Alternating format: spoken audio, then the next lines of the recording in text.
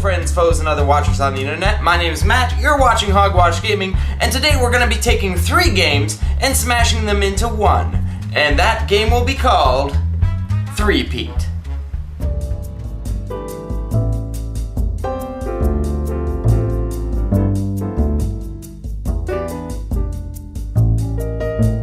Now, the first thing that happens in Thre3peat is categories are selected, and there's a deck of cards that have suggestions, such as things that never stay clean, or the ever-popular things that gross you out, or maybe, wow, that's big.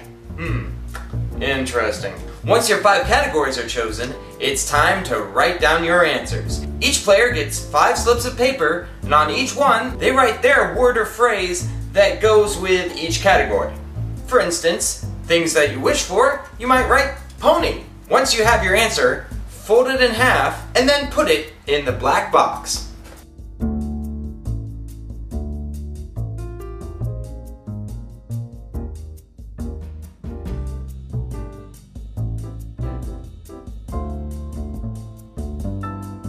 Once the black box has everybody's answers, it's time to start the game. Decide which team wants to go first and who on that team is going to be the clue giver.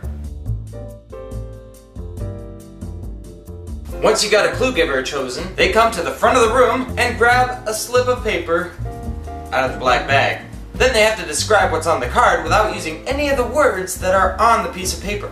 For instance, I have a pregnant lady. So, how would I describe a pregnant lady without saying pregnant lady?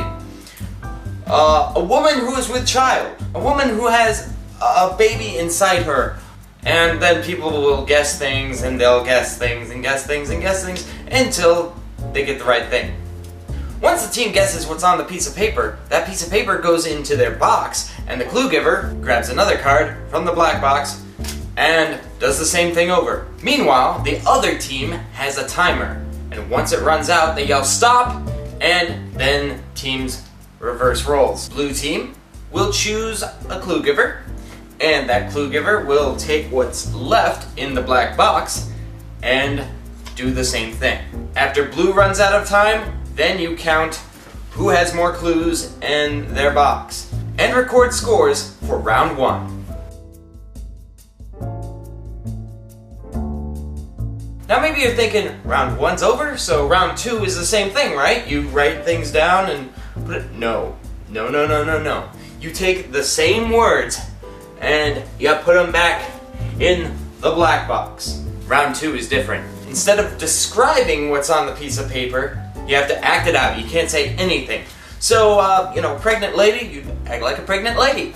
If it was something like a pony, then you would act like a pony.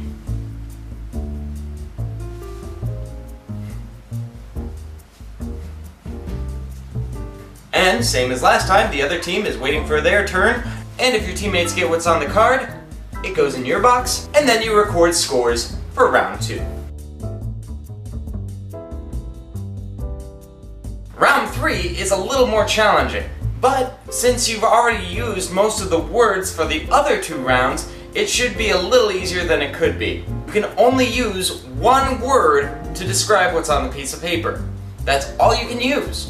And since people have already guessed these things before, it probably is easier than it sounds. Once again, once the time runs out, it's the other team's turn.